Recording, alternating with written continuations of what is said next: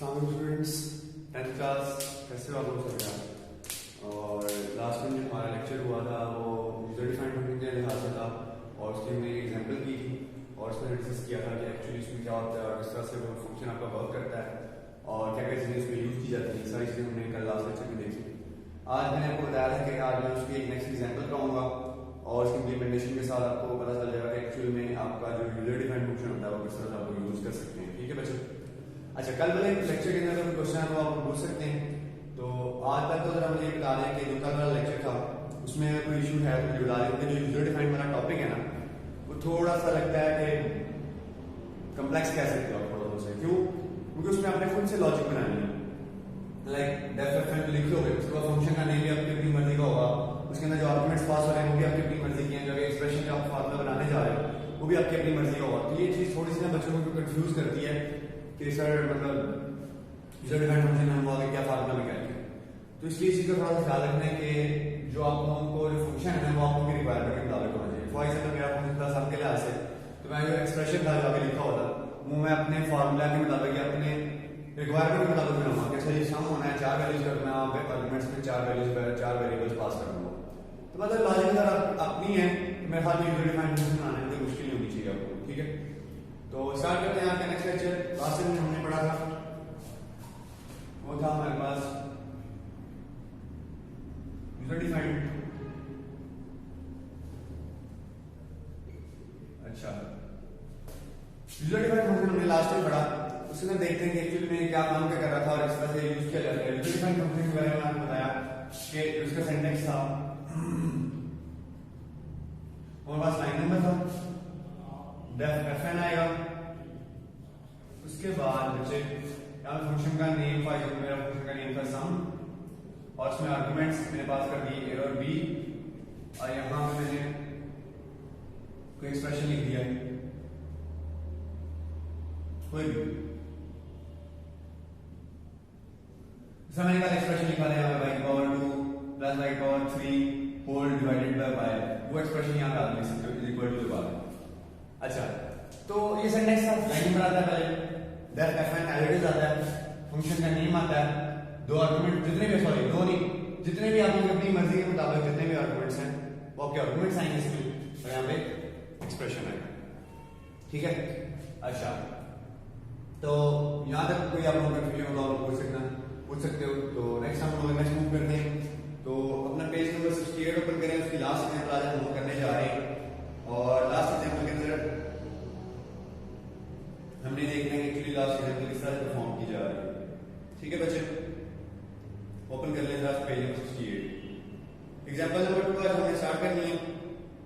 Example number 2 के अंदर देखना है कि क्या क्या चीजें इसके अंदर कर रहा है आपके पास। अच्छा, सबसे पहले तो आप लोगों को मैंने बताया कि this is the line number and this is the statement.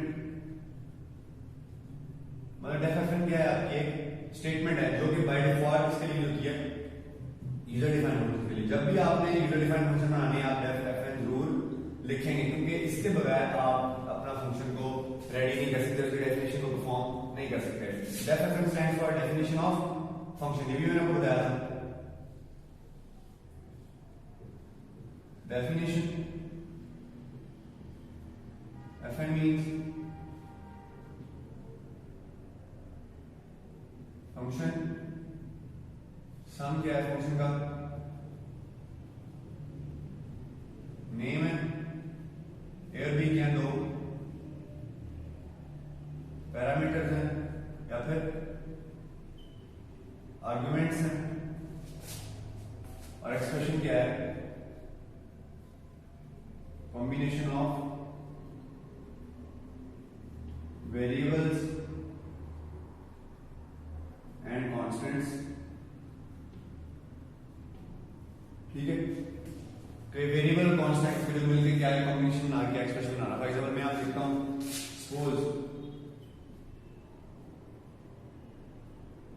c is equal to 2b minus 3a multiplied by 8 whole divided by 5। ये क्या है आपका एक्सप्रेशन है? कैसे पता चला? Combination of variable and constant, ये वेरिएबल्स भी इसमें, कॉन्स्टेंट भी है आपके पास, ये भी कॉन्स्टेंट है, ये भी कॉन्स्टेंट है, ये वेरिएबल है, ये वेरिएबल है, और इनको मिलाकर कोई ऑपरेशन परफॉर्म किया जा रहा है और वो सब स्टोर कराया जा रहा है सी के अंदर. सो दिस इज एन एक्सप्रेशन. ठीक है बच्चों, समझ आ गई सिंटैक्स की कि आपका सिंटैक्स क्या होता है, क्या क्या चीजें इसमें आती हैं. सो दिस इज कॉल्ड एक्सप्रेशन. अच्छा, अब जरा देखते हैं कि एक्चुअल में ये सारा फंक्शन आपका कैसे परफॉर्म होता है. अब जरा अगर नेक्स्ट मूव करते हैं, इसकी एग्जांपल पे आते हैं. हमें पता है कि जो यूजर डिफाइंड फंक्शन होते हैं हम क्या करते हैं, आपकी मर्जी के वेरिएबल देते हैं, आप सबकी मर्जी की वैल्यूज देते हैं, डिपेंडिंग ऑन योर रिक्वायरमेंट. जिस तरह की रिक्वायरमेंट होगी आप वो वाले आर्गुमेंट उसमें पास कर दोगे एंड देन आपका फंक्शन क्या करेगा, आपको कोई ना कोई आंसर रिटर्न करेगा.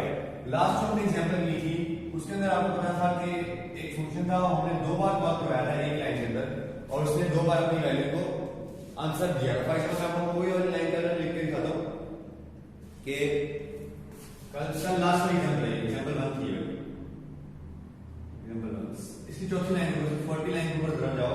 अब लिखा है डेफ fn x, इसमें क्या पास किया हुआ है, उसने a पास किया है प्लस डेफ fn फिर x, इसमें क्या पास किया हुआ है, उसने b पास. अब ये फंक्शन है 2 बार कॉल कर रहा है, एक बार यहां पे कॉल हो रहा है फंक्शन, एक बार यहां पे कॉल आ रहा है. और इस फंक्शन की डेफिनेशन ऊपर दी हुई थी उसमें लाइन नंबर 20 के ऊपर देखिए जरा बच्चे. Def fn x into y is equal to y की पावर 3 plus y की पावर 2 होल ब्रैकेट में 1 डिवाइडेड बाय y.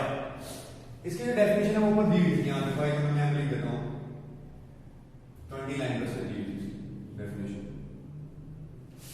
20 भी दी है, हां 20 भी दी है. इसमें क्या किया है, 20 भी किया है डेफ fn यहां पे x यहां पे y इक्वल टू y की पावर 3 प्लस y की पावर 2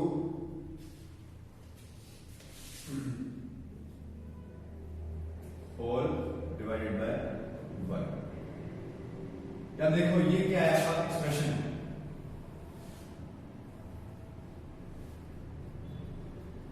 क्या है बच्चे, एक्सप्रेशन है.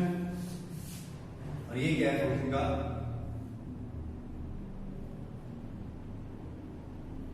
ये है, ये फंक्शन का नेम है, ये x.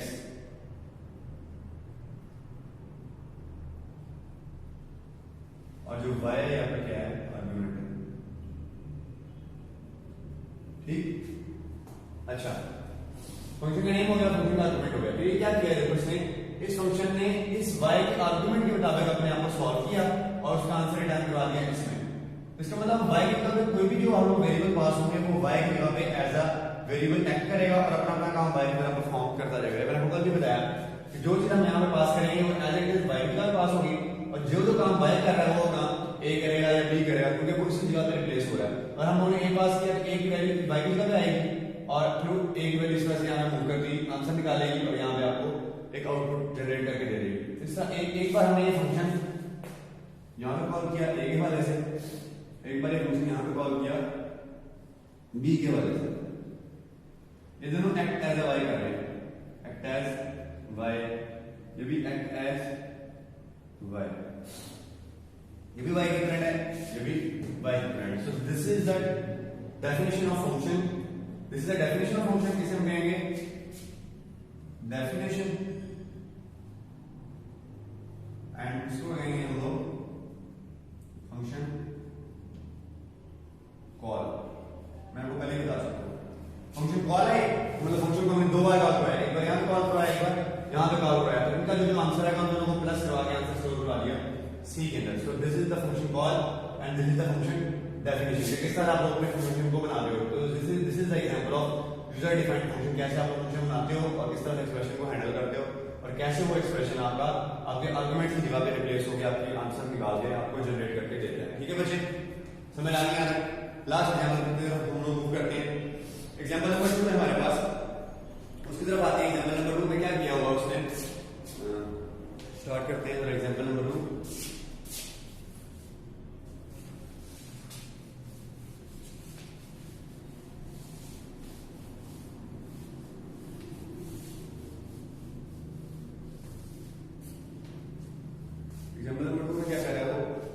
पेज नंबर 68 के एंड पे देखें CLS पाई की वैल्यू को आपको डेफिनेशन दे रहा है फंक्शन की, और फिर पाई मल्टीप्लाई बाय x की पावर 2। एग्जांपल 2 देखते हैं। 10 पे क्या किया उसने CLS मतलब क्लियर वाली स्क्रीन 20 पे उसने ले लिया पाई की value pi is equal to 3.1415। Pi की वैल्यू क्या रखवा दी 3.1415, एक वेरिएबल या पाई का नाम होगा और उसमें क्या रखवा दिया 3.1415, ठीक है। फिर 30 को क्या कर रहा है डेफिनेशन दे रहा है फंक्शन की डेफ fn, अपनी मर्जी से फंक्शन बना रहा है, लाइन नंबर आ गया डेफ fn आ गया, फंक्शन का नेम दे रहा है वो और उसके आर्गुमेंट पास कर रहा है x, और यहाँ पे उसके अंदर जो आंसर उसका क्या है वो आंसर ये है उसका, उसका एक्सप्रेशन भी बनता है पाई मल्टीप्लाई बाय x की पावर 2। ये है फंक्शन, ये लिखा है पाई मल्टीप्लाई बाय x की पावर 2।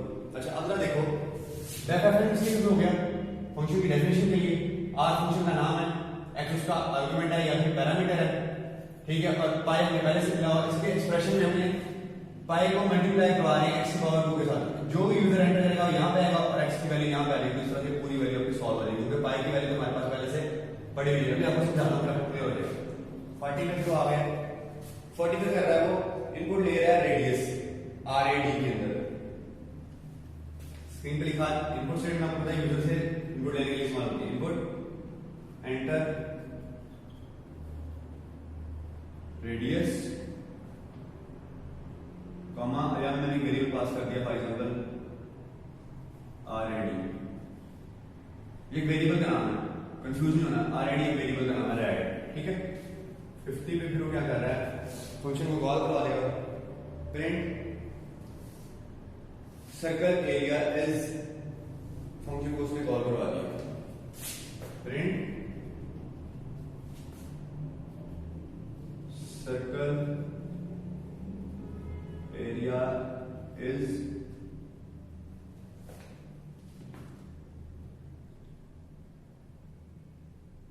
कॉमा, फंक्शन को कॉल सेमीकोलन सॉरी, फंक्शन को उसने कॉल करवा दिया और टूर्नामेंट करवा दिया, फंक्शन को उसने कॉल करवाया। अब देखो इसी फंक्शन को कॉल करो, कॉल करने के लिए क्या करोगे, इस फंक्शन का नाम और उसे कॉल करना है, फंक्शन का नाम क्या है r, उसमें क्या पास करना है x। अब यहां पे तो डेफिनेशन में x है, लेकिन हम लोग क्या पास करना है इसके अंदर RAD, क्यों RAD पास करवाएंगे कि हमें इस वेरिएबल के अगेंस्ट ये वाला फंक्शन कॉल करना है, इसका मतलब ये है कि RAD की वैल्यू ये x की वैल्यू रिप्लेस हो जाएगी। अभी आपको क्लियर हो जाएगा, मैं समझाऊंगा इसे RAD, ठीक, और फंक्शन से लिखा है RAD,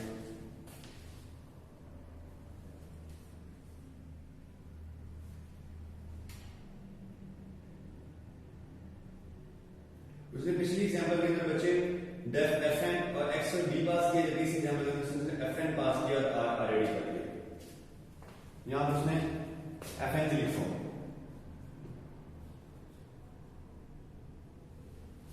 अब आपको पता है कि जो हमने लास्ट एग्जांपल की थी उसमें डेफ fn डेफ यहां पे आया हुआ है और fn के बाद फिर r लगा के उसने कॉल कराया, यहां उसने सिंपल fn लगा के कॉल करवाया। मेरा भी ख्याल इसमें थोड़ा सा एरर मुझे लगता है, आप ऐसा करें आप इस जगह पूरे लिखें ना, उसकी माने पिछले वाली एग्जांपल वाली एडिटर लिखें, डेफ fn लिखें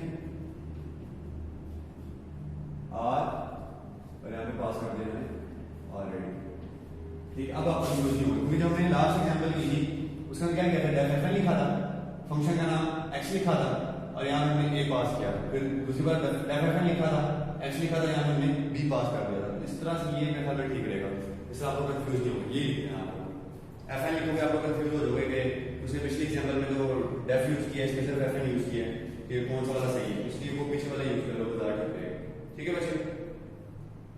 अच्छा यहां तक समझ आ गई, 60 भी कर दिया उसने प्रोग्राम को एंड, ठीक है बच्चे। ये था एग्जांपल नंबर 2। अब जरा देखते हैं कि इसको उसने कैलकुलेट कैसे किया है, कैसे किया है, फंक्शन अपनी वैल्यू से रिटर्न करवा रहा है। स्टार्ट करते हैं इसको, एग्जांपल नंबर 2। सबसे पहले उसने टाइम पे क्या किया है, CLS मतलब स्क्रीन आपकी जो ब्लैक स्क्रीन थी आपकी वो क्या होगी, क्लियर होगी, आप कर्सर यहां ब्लिंक करने लग गया, मतलब आपकी सारी स्क्रीन ब्लैंक कर दी, उसने कुछ भी जो भी लिखा होता सारा क्लियर कर दिया, आपका कर्सर यहां पे ब्लिंक करना शुरू कर दिया, ठीक। आगे उसने क्या दिया, पाई में क्या रखवा दिया 3.1415। इसका मतलब क्या है, पाई के अंदर पाई एक वेरिएबल है, उसके अंदर उसने क्या रखवा दिया 3.1415। तो पाई में ऑटोमेटिक सी बात है ये वाली वैल्यू शो होगी। क्या क्लियर है? क्वेश्चन तो आप पूछ सकते हैं। 3.1415 पाई वाले वेरिएबल में शो उसने करवा दिया। अब आपको पता है जब मैं नेक्स्ट लेक्चर इसके ऊपर मैं डेफिनेशन देने जा रहा हूं, number def fn as it is, ये क्या फंक्शन का नेम है r और x क्या उसका पैरामीटर है या आर्गुमेंट है। ये देखिए ये आपका क्या है, आर्गुमेंट है, ये फंक्शन का नाम है, r फंक्शन का नाम है, x उसमें आर्गुमेंट जा रहा है। अच्छा मैं आपको एक बता दूं कि प्रोग्राम क्या कर रहा है कि यूजर से ना रेडियस लेकर आपके सर्कल का एरिया कैलकुलेट कर रहा है, सर्कल का एरिया कैलकुलेट कर रहा है। तो सर्कल के एरिया का फार्मूला होता है pi r square, pi r square.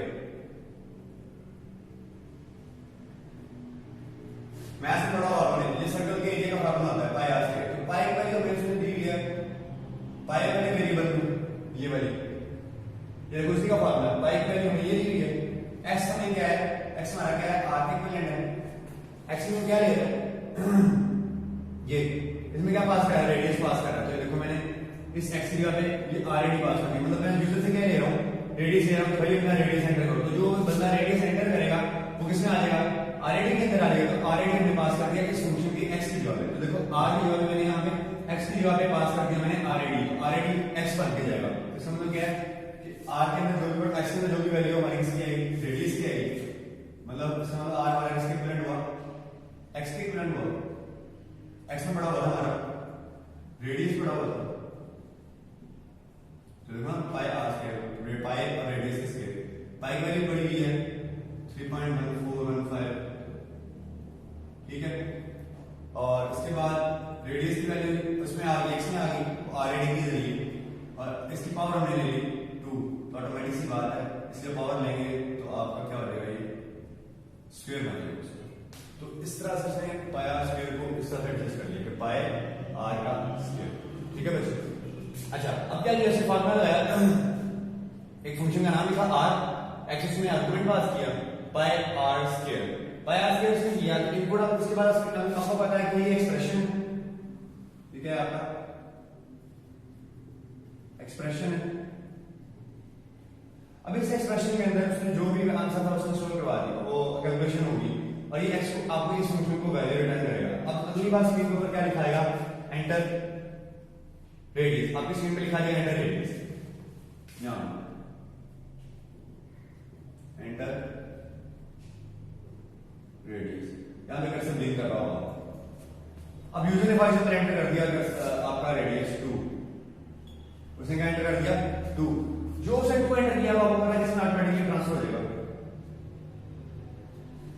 अरे देखो ना, जो यहां पे हम लोग जो यूजर सेंटर इनपुट आपको पता क्या काम करता है, यूजर से वैल्यू लेता है। जो भी यूजर ने वैल्यू एंटर करनी है वो इसके बाद में जो हमने वेरिएबल पास किया हुआ उसके अंदर आंसर आपका स्टोर हो जाता है, ये तो आपको पता है।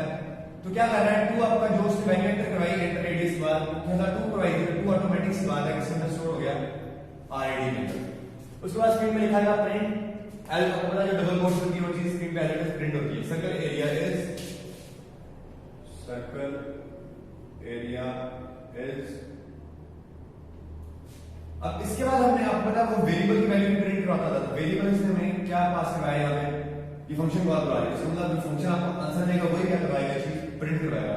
अभी फंक्शन तो अभी उसमें कोई वैल्यू रिटर्न नहीं करेगा, अगर फंक्शन के अंदर जाते हैं फंक्शन अपना काम करेगा या नहीं करेगा। अच्छा अब इसके बाद क्या कर रहा है, इसने क्या किया, इस फंक्शन को कॉल करवा दिया, इस फंक्शन को आरआरएडी वाले को, आरआरएडी वाला फंक्शन का ये रहा, ठीक।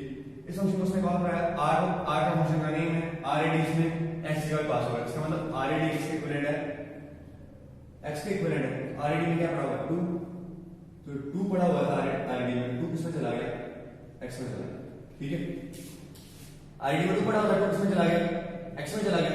अब जरा 2 के आंसर को कैलकुलेट करते हैं, 2 कैसे कैलकुलेट होगा, एक्स में पास हुआ था पाई की वैल्यू क्या है 3.1415 मल्टीप्लाई बाय एक्स में क्या पड़ा हुआ था 2 पड़ा हुआ था, 2 का पावर 2। अच्छा अब 3 पॉइंट आपको पता है सबसे पहले क्या करेगा, पावर लेगा फिर उसका मल्टीप्लाई करेगा, 2 का पावर कितना हो गया, इसका आंसर क्या है 4 मल्टीप्लाई बाय 3.1415, इन दोनों को मल्टीप्लाई करो तो आंसर आता है आपका तकरीबन 2 पॉइंट कुछ आपका आंसर आ रहा है 12.556697 12.556697। अब इस पूरे क्वेश्चन का आंसर क्या है 12.55966697। ये आपका किसमें आंसर आपका उसने प्लेस करवा दिया, इस फंक्शन में वापस रिटर्न करवा दिया। इसका मतलब क्या हुआ, इस फंक्शन ने आपको क्या वैल्यू रिटर्न की 12.556697। तो अब प्रिंट तो होना ही होना है, तो जो भी आंसर आएगा वो यहां पर कर देगा, प्रिंट हो जाएगा 12.55966697। इस तरह आपके स्क्रीन पर लिखा आ जाएगा सर्कल एरियाज दिस, आपका प्रोग्राम क्या होगा उसके बाद एंड हो जाएगा। So this is output of your program. ठीक है बच्चों, इसमें कोई क्वेश्चन हो आप लोग पूछ सकते हो, ठीक है। और ये था आज की एग्जांपल। तो आज की अगर अब इसमें दोबारा से भी कोई क्वेश्चन है तो आप लोग पूछ सकेंगे, लेकिन ये कि बहुत मैंने आपको क्लैरिफिकेशन के साथ एक चीज के साथ समझाया कल की तरह। तो इंशाल्लाह कोई अगर आपको इसमें कोई क्वेश्चन है, कोई क्वेरी है और डिस्कस कर लो मेरे साथ। बाकी इंशाल्लाह कल वाले लेक्चर में मिलते हैं। Thank you so much. अल्लाह हाफिज़।